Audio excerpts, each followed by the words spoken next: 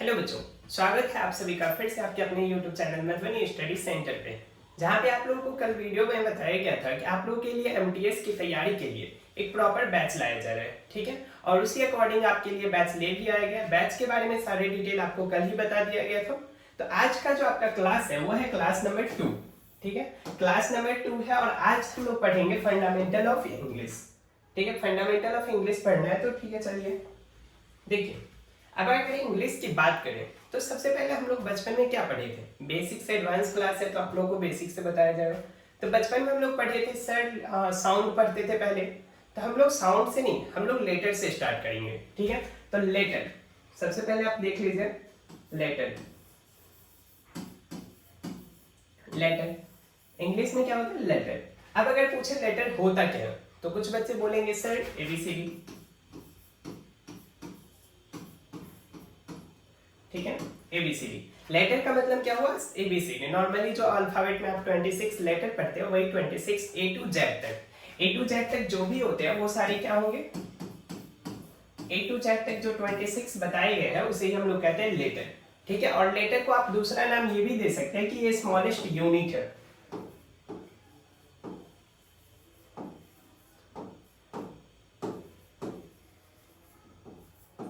Unit, ठीक है, smallest unit जो है वो है लेटर। और लेटर कहेंगे किसे, तो ए से जेड तक जो भी होते हैं वो आप सभी का लेटर ही है।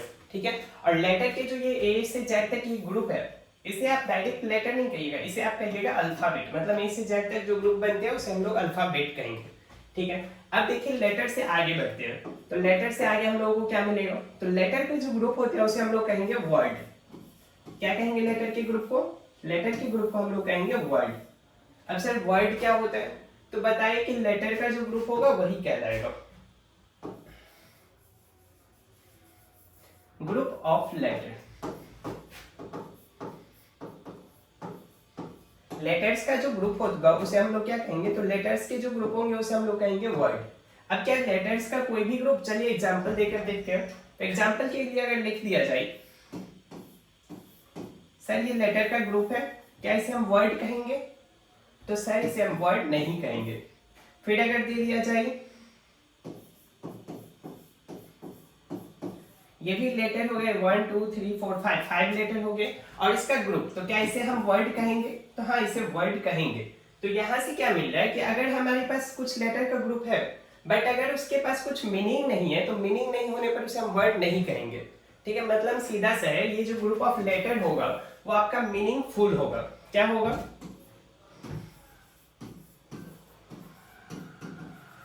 मीनिंगफुल ग्रुप ऑफ लेटर होगा।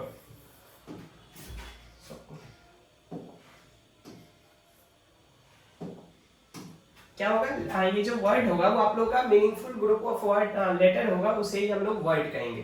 ठीक है, चलिए अब आगे देखिए। ये तो आप लोगों को समझ में आ गया कि वर्ड जो होगा वो मीनिंगफुल ग्रुप ऑफ लेटर होगा। चलिए अब देखिए, ये वर्ड का जो ग्रुप होगा उसे हम लोग क्या कहेंगे, तो वर्ड के जो ग्रुप होते हैं, मतलब ये तो हो गया कि लेटर के ग्रुप को हम लोग वर्ड कह देंगे। अब वर्ड के ग्रुप को क्या कहेंगे, तो वर्ड का ग्रुप जो होता है वो होता है आपका फ्रेज। क्या हो जाएगा, फ्रेज हो जाएगा।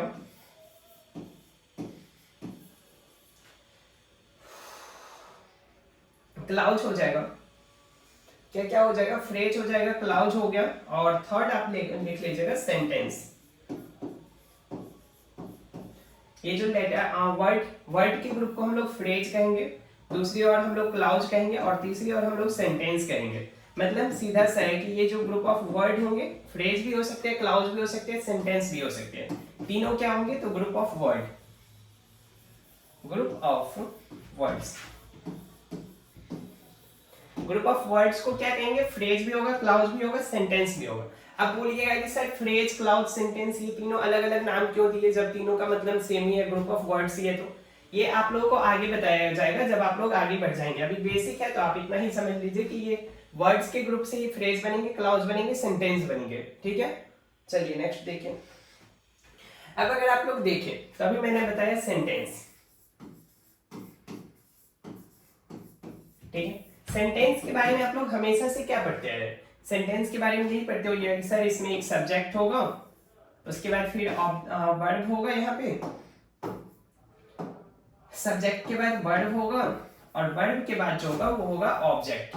ठीक है, यही पढ़े होइएगा, सब्जेक्ट होगा फिर वर्ब होगा और ऑब्जेक्ट होगा। एक सेंटेंस में तो यही होता है।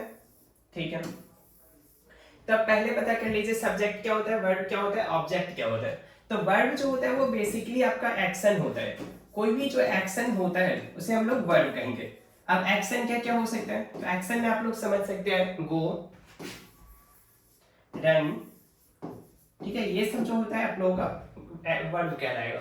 उसमें जो भी एक्शन है उसे हम लोग वर्ब कहेंगे। ठीक है, अब ऑब्जेक्ट क्या होता है और सब्जेक्ट क्या होता है। अब जैसे कि आप लोगों को बोला गया वर्ब, ये कोई एक्शन, तो ये एक्शन जो है वो जो कर रहा होगा, ये एक्शन जिसके द्वारा किया जा रहा होगा वही होगा सब्जेक्ट। मतलब डूअर ऑफ एन एक्शन जो होगा वही होगा आपका सब्जेक्ट। अब डूअर ऑफ एन एक्शन क्या होगा, तो ये आपका या तो कोई नाउन होगा या कोई प्रोनाउन होगा। क्या होगा, या तो कोई नाउन होगा और या कोई प्रोनाउन होगा। नेक्स्ट आपके पास है ऑब्जेक्ट। ऑब्जेक्ट किसे कहेंगे, तो ये जो एक्शन जिस पर रिसीव होगा, रिसीवर जो होगा, रिसीवर जो होगा इस एक्शन का, उसे ही हम लोग कहेंगे ऑब्जेक्ट। ऑब्जेक्ट क्या होगा, तो ऑब्जेक्ट भी आपका या तो नाउन होगा या प्रोनाउन होगा। इसके अलावा और कोई भी ऑब्जेक्ट नहीं हो सकता और कोई सब्जेक्ट नहीं हो सकता। ठीक है, इतनी बात आप समझ गए कि सेंटेंस जो होता है बेसिकली आपको तीन पार्ट में डिवाइड होगा, सब्जेक्ट होगा, वर्ब होगा, ऑब्जेक्ट होगा। ठीक है, सब्जेक्ट में क्या होगा, तो डूअर होगा। डूअर कौन, तो एक्शन को जो डन कर रहा होगा उसे हम लोग डूअर कहेंगे, और वही होगा आपका सेंटेंस का सब्जेक्ट। सब्जेक्ट में क्या क्या होंगे, तो ये तो नाउन होंगे या प्रोनाउन होंगे। वर्ब क्या होगा, तो उसमें जो भी एक्शन होगा उसे ही हम वर्ब कहेंगे। एक्शन में जैसे गो हो गया, रन हो गया, ये हो गया। ऑब्जेक्ट, ऑब्जेक्ट कौन होगा, तो ये जो वर्ब है, एक्शन जो हो रहा है, इसका जिस पर इफेक्ट पड़ रहा होगा उसे हम लोग कहेंगे ऑब्जेक्ट। ऑब्जेक्ट कहने का मतलब सीधा सा हुआ receiver of an action is called object. ठीक है, रिसीवर जो होगा वो भी या तो नाउन होगा या प्रोनाउन होगा। चलिए अब एग्जांपल से देख लेते हैं। एग्जांपल के लिए आप लोग देखिए, अगर फर्स्ट में दिया जाए राहुल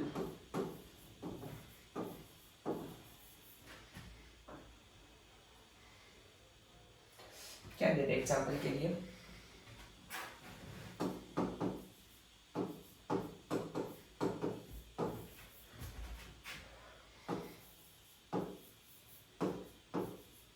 ठीक है, एग्जांपल हो गया आप लोगों का राहुल इनवाइटेड रेखा। ठीक है, ये हो गया आपका एग्जांपल। इसमें अगर बोला जाए वर्ब को ढूंढिए, तो वर्ब के लिए क्या बताया गया कि कोई भी सिंपल सा एक वर्ब। अब इसमें देखा जाए वर्ब क्या है, तो कोई भी काम में क्या है, इनवाइटेड, बुलाना, एक वर्ब हो गया। मतलब ये हो गया आपको वर्ब हो गया। ठीक है, अब आपको क्या बताएगा कि वर्ब को जो कर रहा होगा, ठीक है, उसे हम लोग कहेंगे सब्जेक्ट। अब वर्ब को कौन कर रहा है, तो राहुल इनवाइटेड रेखा, मतलब राहुल ने रेखा को बुलाया। अब ये इनवाइट करने का काम कौन किया है, क्या रेखा ने बुलाया, किसी को इनवाइट किया, नहीं, राहुल ने इनवाइट किया है। तो राहुल जब इनवाइट कर रहा है, एक्शन तो ये कर रहा है, तो इसे हम लोग कह देंगे सब्जेक्ट। ठीक है, अब ये जो इनवाइट किया है, ये किसे इनवाइट किया, ठीक है, किसे इनवाइट किया, तो राहुल इनवाइट किया रेखा को।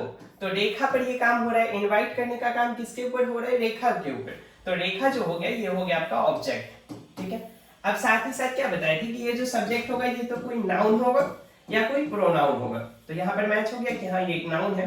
नेक्स्ट यहाँ देख लीजिए, ऑब्जेक्ट में भी बताया गया या तो ये नाउन होगा या प्रोनाउन होगा। यहाँ पर ये भी नाउन है, देख लीजिए रेखा। ठीक है, नेक्स्ट अगर देखते हैं मोहित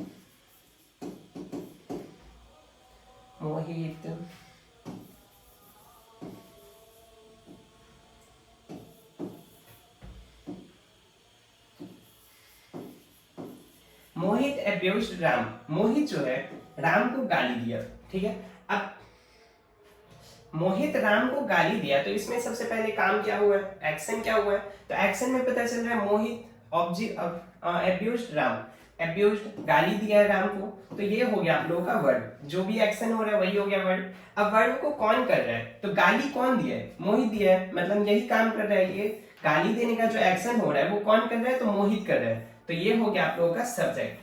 ठीक है, नेक्स्ट देखिए इसमें ऑब्जेक्ट कौन है, तो किसको गाली दिया, तो किसको गाली दिया, जवाब मिल रहा है हमें राम। तो राम हो गया आप लोगों का ऑब्जेक्ट। ठीक है, मतलब गाली दिया किसको दिया, तो ये राम को दिया है, तो ये हो गया ऑब्जेक्ट। ठीक है, अब यहाँ पर देख लीजिए आप, जब आप ऐसा करिएगा तो आप लोगों को एक प्रॉब्लम आएगी, सर कैसे देखेंगे कि हाँ ऑब्जेक्ट यही है, अगर ऐसे में नहीं मिले तो। देखिए, तो बेसिकली इसके लिए आपके पास एक सिंपल सा रूल बता रही है कि वर्ब जब भी आप लोगों को फाइंड करना हो ऑब्जेक्ट, क्या फाइंड करना है हमें फाइंड करना है ऑब्जेक्ट को। तो ऑब्जेक्ट फाइंड करने के लिए आप लोग सबसे पहले उसमें फाइंड करिएगा वर्ब, तो वर्ब तो मिल ही जाएगा। अब वर्ब के साथ आप लोग दो सवाल करिएगा। क्या क्या सवाल करिएगा? दो सवाल करिएगा। फर्स्ट होगा व्हाट और सेकेंड होगा हुज। हाँ, हुम होगा।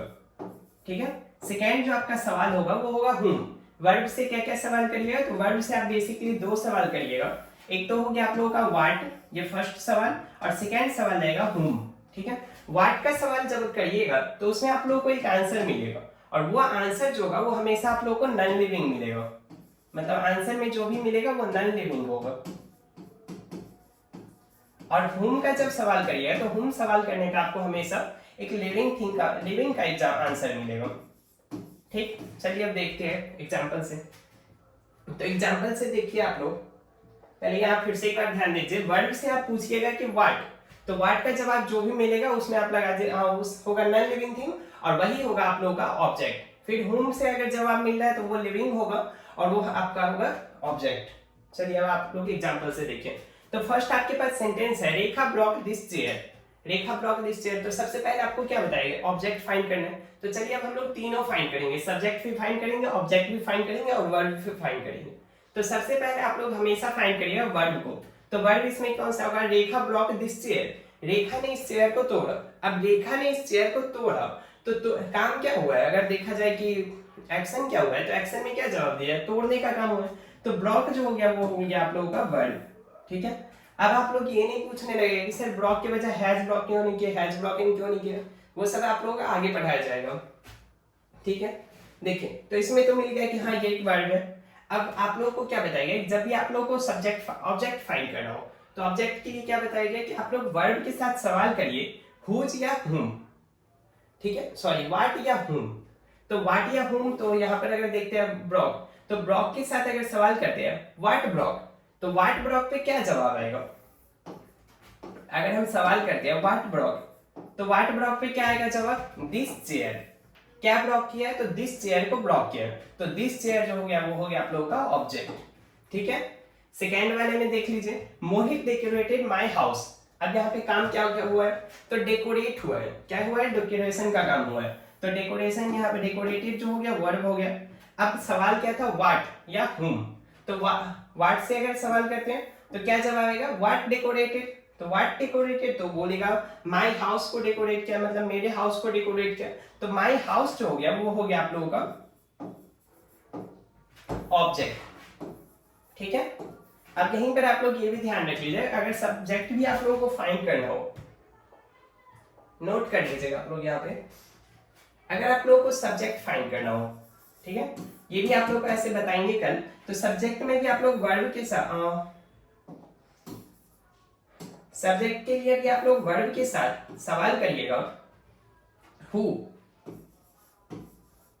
ठीक है, हु करिएगा या हु ही करिएगा, नॉर्मली सब्जेक्ट के साथ आप हु करिएगा। तो हु के साथ जो भी आपका जवाब आएगा वो हो जाएगा आप लोगों का सब्जेक्ट। जैसे यहाँ पर क्या था? ब्रोक। तो ब्रोक, कौन ब्रोक किया? Who broke. तो हु ब्रोक पे जवाब आएगा रेखा। कौन तोड़ा है? तो रेखा तोड़ी है। तो रेखा जो तोड़ी है, यहाँ पे जब भी हु का जवाब मिले वो हो जाएगा आप लोगों का सब्जेक्ट। ठीक है, नेक्स्ट देखिए, डेकोरेटेड। तो हु डेकोरेटेड, तो हु डेकोरेटेड, तो मोहित डेकोरेट किया। हु का जवाब क्या आएगा? मोहित। तो हु का जवाब अगर मोहित मिल रहा है तो मोहित जो हो गया यहाँ पे एक सब्जेक्ट हो गया। ठीक है, तो देखिए अब आप लोग क्या क्या समझ गए? वहां पे आप लोग वर्ड समझ गए, सब्जेक्ट फाइंड करना समझ गए और ऑब्जेक्ट फाइंड करना समझ गए। चलिए देखिए आगे, एक बार आप फिर से देख लीजिए। लेटर के लिए क्या बताएगा कि लेटर जो होता है वो एबीसीडी को हम लोग कहते हैं, और ये जो है इंग्लिश का स्मॉलेस्ट यूनिट है। ठीक, नेक्स्ट आप लोग क्यों क्या बताइए? वर्ड। लेटर के जो ग्रुप होते हैं उसे वर्ड कहेंगे, और लेटर के ग्रुप जो होंगे वो कैसा ग्रुप होना चाहिए? तो वो हमेशा मीनिंगफुल ग्रुप होना चाहिए। वर्ड के ग्रुप को फ्रेज भी कहेंगे, क्लॉज भी होंगे और सेंटेंस भी होंगे। ये तीनों जो है बेसिकली आप लोग का ग्रुप्स ऑफ वर्ड है। ठीक है, नेक्स्ट आप लोग ध्यान दीजिए, नेक्स्ट में आप लोग को क्या बताएगा? सेंटेंस। तो सेंटेंस में क्या क्या होते हैं? तो बेसिकली आपको सब्जेक्ट होंगे, वर्ब होंगे और ऑब्जेक्ट होंगे। सब्जेक्ट कौन होगा, वर्ब कौन होगा और ऑब्जेक्ट कौन होगा। तो वर्ब वो होगा जो एक्शन होगा, उस सेंटेंस में जो भी एक्शन हो रहा होगा उसे हम लोग कहेंगे वर्ब। ठीक है, अब वर्ब हम कह देंगे। अब सब्जेक्ट कौन होगा, तो उस वर्ब को जो कर रहा होगा उसे हम लोग कहेंगे सब्जेक्ट। मतलब डूअर जो होगा उस वर्ब का वही होगा आपका सब्जेक्ट, और रिसीवर जो होगा वो हो जाएगा आप लोगों का ऑब्जेक्ट। सब्जेक्ट जो होगा या तो नाउन होगा या तो प्रोनाउन होगा, ऑब्जेक्ट जो होगा वो ही या तो नाउन होगा या प्रोनाउन होगा, और कोई नहीं हो सकता ऑब्जेक्ट कभी भी। नेक्स्ट आप लोग ध्यान दीजिएगा, कुछ एग्जाम्पल दिया गया था और उस एग्जाम्पल के थ्रू आप लोगों को समझा दिया गया। ठीक है, तो आज का जो क्लास है वो यहीं पे खत्म हो रहा है। कल भी आप लोगों का बेसिक फंडामेंटल ही होगा, जिसमें आप लोगों को पार्ट ऑफ स्पीच के अदर पार्ट को पहचानने का तरीका बताया जाएगा। आज क्या क्या बताया गया, तो आज आप लोगों को बताया गया सब्जेक्ट, वर्ब और ऑब्जेक्ट को फाइंड करने का। कल आप लोगों को पार्ट ऑफ स्पीच से रिलेटेड फाइंड करने का बता दिया जाएगा। ठीक है, थैंक यू। अगर आप लोगों को क्लास अच्छी लग रही हो तो अपने दोस्तों के साथ भी शेयर करिएगा।